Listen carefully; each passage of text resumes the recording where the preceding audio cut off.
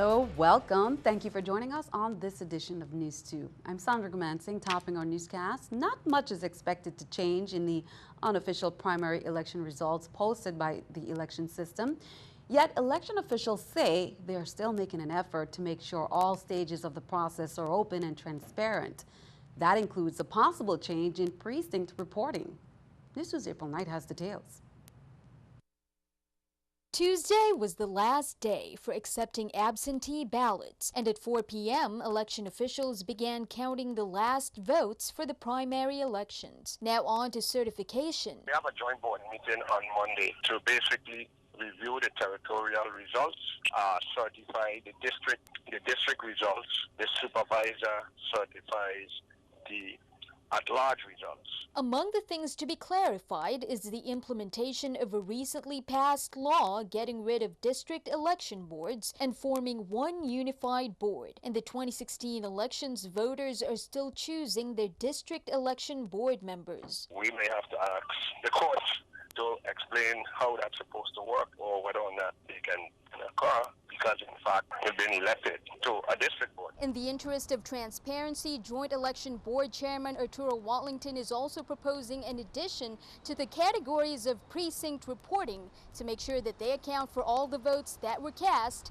and not cast. During the primaries, for instance, the combined votes for all candidates in some races, such as the Board of Election and at-large senators, do not add up to the total number of ballots cast. Watlington said this can be explained by voters not casting votes at all for those races, but he wants that made clear to the public through the official precinct reports. Because somebody can come up with a smart idea, oh, well, the votes only came to 2,500 votes, and you said that only, and when we count up the votes between the write-ins and the candidates, they only come to 20-something hundred, so what happened to the other votes? And that's a legitimate question. Reporting for News 2, I'm April Knight.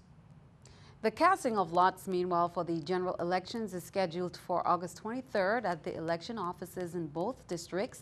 The updated election calendar is up on their website, which is www.vivote.gov. As we reported, the governor's financial team came before the Senate Finance Committee on Monday and discussed some economic changes that affected the budget outlook they presented in May. During that hearing, in addition to an added budget request, the team also emphasized economic growth through new revenues. News2's April Knight has more. The governor's financial team is pushing for a 5-year plan to reduce the budget gap, and a big part of that is an increase in income tax collection. That's according to OMB Director Nellen Bowery, who led the team's budget wrap-up at the Senate on Monday. Ultimately, the way out of this deficit structure is economic growth. According to Bowery, the increased collection would come from the salary increases and a rise in employment numbers. Taxes to be collected from salary increases to existing government employees, as well as from filling of budgeted vacant and new positions. In the private sector, the ramp up of employment at the Lime Tree Bay Terminal facility, as well as the addition of EDC beneficiaries with high net worth principals, is expected to benefit individual income tax collections. Movement on some idling capital projects is a big factor as well, according to officials, not just in fixing infrastructure, but in spurring the economy. We believe that's going to be a critical part of generating economic activity, and we are just as concerned as she is about the fact that some of that money is sitting there. The FY 2017 numbers did reflect a $500,000 increase in tax collections. The team is also asking for an additional $1.1 million in appropriations. $350,000 of that would go to the Department of Health and $750,000 to the VI Police Department. Reporting for News 2, I'm April Knight. In other news, at 4:01 a.m. early this morning, both units from the Lima Company Fire Station, they responded to a 911 emergency call about a structural fire at number 10 Belongo Bay. Fire service personnel found the lower apartment of a 3-story residential structure ablaze and confined the fire to the lower apartment. They say within 30 minutes, the fire was extinguished and fire service personnel conducted salvage and overhaul operations, which included searching the structural debris for any signs of hidden fires and hotspots. The lower apartment, a one-bedroom efficiency, received significant smoke and water damage. After conducting a safety inspection, all units on scene returned to their duty stations at 525. Investigation continues. On Thursday, the Virgin Islands Territorial Emergency Management Agency, VITEMA, they'll be conducting the first required monthly test on the Emergency Alert System, or the EAS, in partnership with local broadcasters and with the support of FEMA. At approximately 10 a.m., audiences of participating broadcasters will hear an EAS test issued by VITEMA. 15 stations are slated to receive and broadcast VITEMA's test message. EAS is a national public warning system that requires broadcasters, cable television systems, wire cable systems, satellite digital audio radio service providers, and direct broadcast satellite providers to provide the communications capability to the President to address the American public during a national emergency. We'll turn our attention to an update, still no update on the investigation of the nightclub shooting that took the life of innocent bystander Bria Evans. The shooting occurred on July 30th right outside of Crush nightclub on St. Thomas. Evans was hit by a stray bullet. The community, meanwhile, has managed to raise some $5,000 in reward money for any information that can lead to an arrest. Bria's funeral is held on Saturday, August 13 at St. Andrew's Episcopal Church. Many came out in support. Now, police remind you to call Crime Stoppers if you have any information that may assist in their investigation. Remember, you can earn a reward in the process. Here's this week's Crime Stoppers report. On Thursday, July 21st at approximately 3:58 p.m., a concerned citizen reported that while walking a dog, a strong stench was emanating from the bushes. After careful examination, what appeared to be a body was discovered near the Mahogany Road in the vicinity of the Cinquart Crusher. Following the discovery of the body, contact was made with the VIPD. Upon arrival to the scene, officers examined the body, which was badly decomposed. An active investigation into this matter is currently underway. Police are asking anyone with information regarding these crimes to call Crime Stoppers USVI at 1-800-222-TIPS, or you can visit www.p3tips.com or www.crimestoppersvi.org, or you can also call the task force at 340-778-2211. Turn our attention to Louisiana. Much of it remains underwater. More than 20 inches of rain fell in and around Baton Rouge over the weekend, and forecasters say more is on the way. The widespread flooding is blamed for at least 9 deaths. And the U.S. Coast Guard and other first responders have rescued more than 30,000 people since Friday. Scott McLean is in Baton Rouge with this report. It's a mess. Record rainfall and historic flooding has overwhelmed the Baton Rouge, Louisiana area, and storms are expected to continue throughout the week. This one, it just came upon us and just started dumping massive amounts of water. We go back to our record books. 1983 was a record book. You know, throw those records out because we've surpassed them. Devastated for the community. Nathan Tieford left his suburban Baton Rouge home in a truck. He came back in a boat. He's one of the lucky ones. The floodwater stopped at his foundation, but hundreds of his neighbors were not as lucky.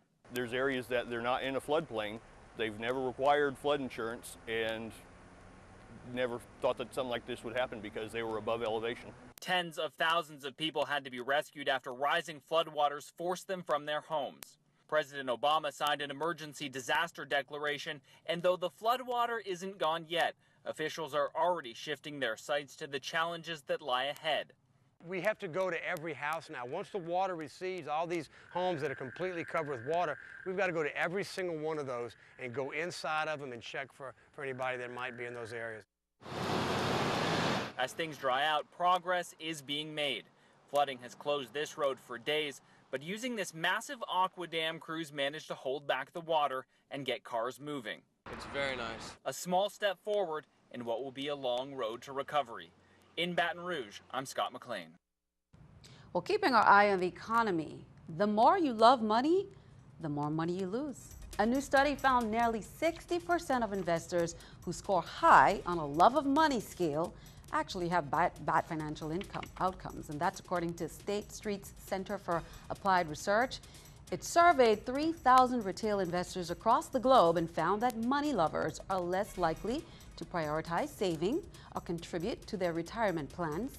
State Street also found the opposite to be true. Those who love money least make better investment decisions. Here's a look at the stock market watch at the New York Stock Exchange. Everything down. The Dow 84, NASDAQ down 34, S&P 500 also down at 12. Coming up on News 2, the trash situation is getting out of hand. 2 senators are calling on Waste Management Authority to quickly make some changes to clean things up. Details coming up.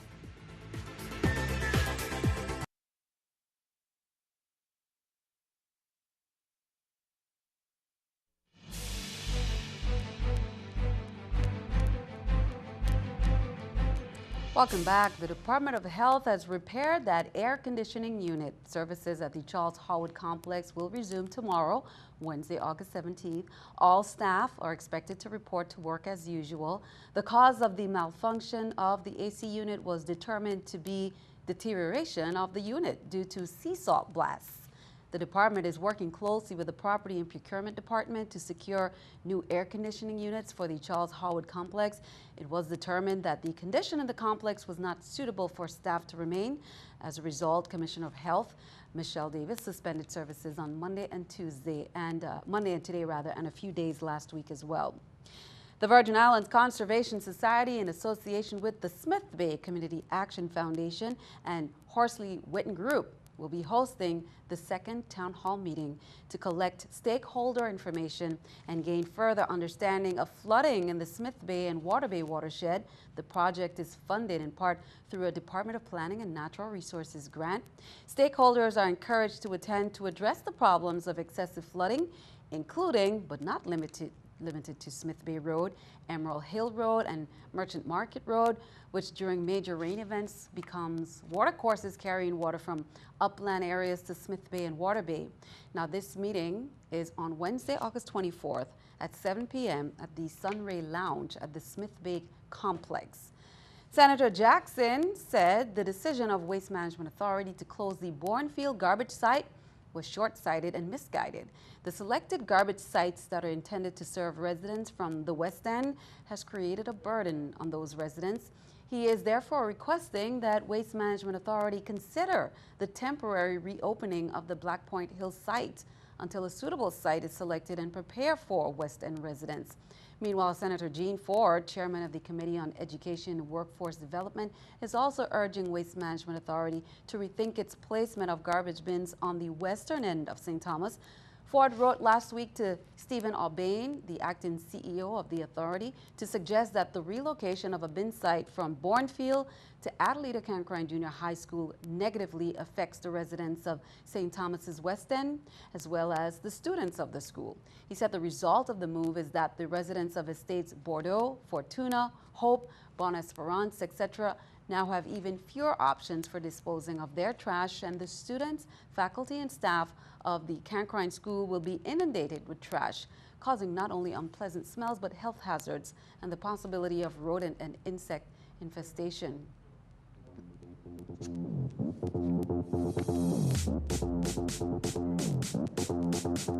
Well, now is the time to start making your plan for back to school, and tune in. From today, we will include some back to school news for students and parents, things you can add to your checklist as students prepare for the start of the new school season, starting with a back to school night at the library.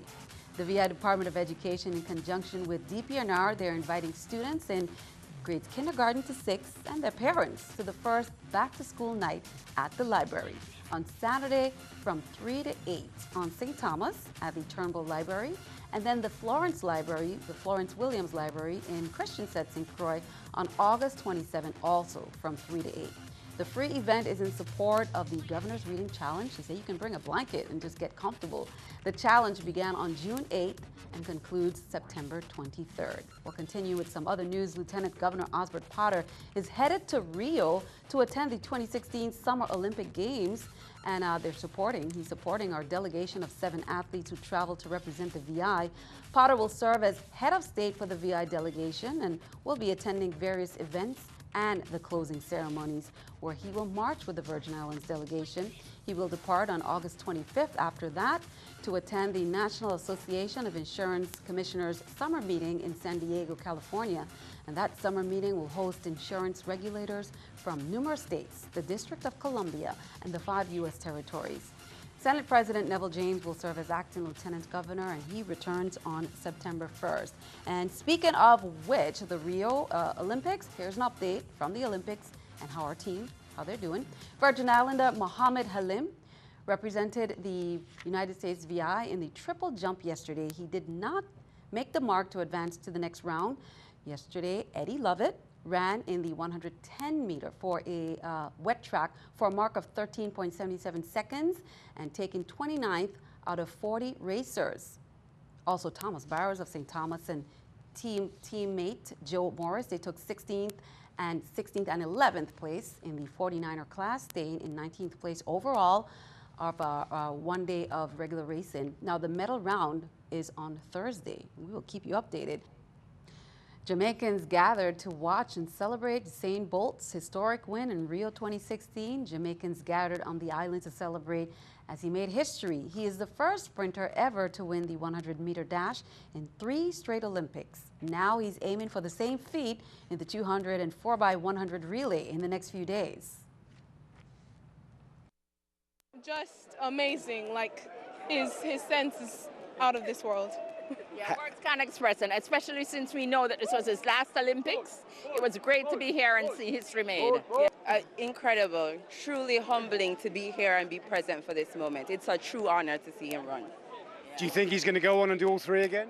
Well, one would hope, but I'm just proud of all of his accomplishments so far. So we're proud of him. Yeah, absolutely. We're hoping for the best. Yeah. Absolutely.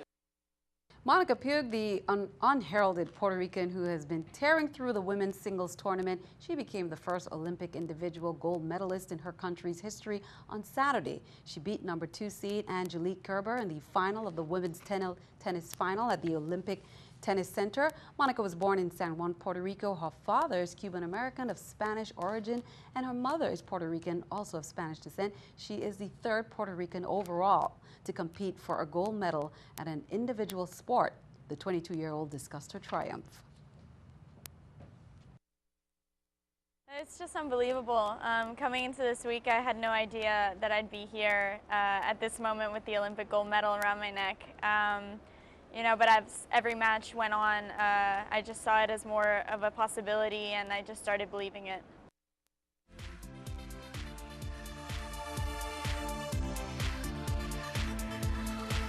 Well, summer is not over just yet, and we want to make sure that you take advantage of all the free time before it's back to school. Here is something to consider on your summer fun list when it comes to extreme water sports. Jet skiing is one of that thing that most families do as a hobby. Jet ski rentals, they're available on St. Thomas, St. Croix, and St. John in single and double riders.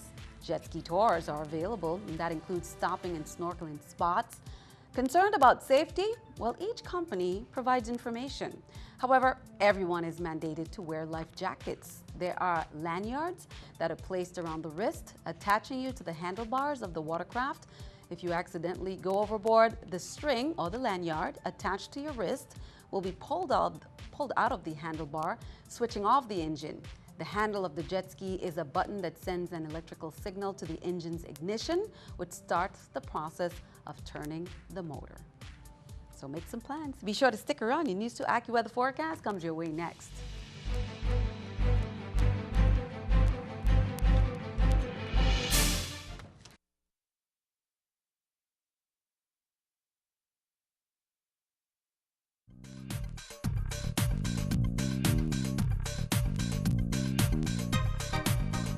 Well, it's all quiet for the time being around the Virgin Islands and Puerto Rico. Satellite pictures showing just about nothing in the area. But if I step out of the way here, you can see a little area of clouds and a couple of showers out over the open ocean. That's part of a very weak little tropical wave that's going to move westward, and it could enhance the shower activity in our area over the next 24 to 36 hours.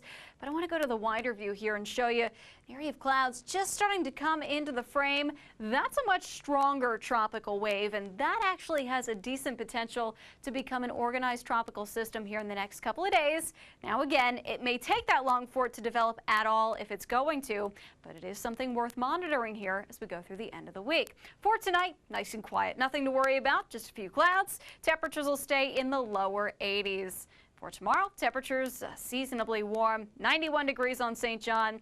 Humid, though, because the trade winds aren't quite as strong as what we're used to. We're going through sort of the summer doldrums where the winds are a little bit weaker.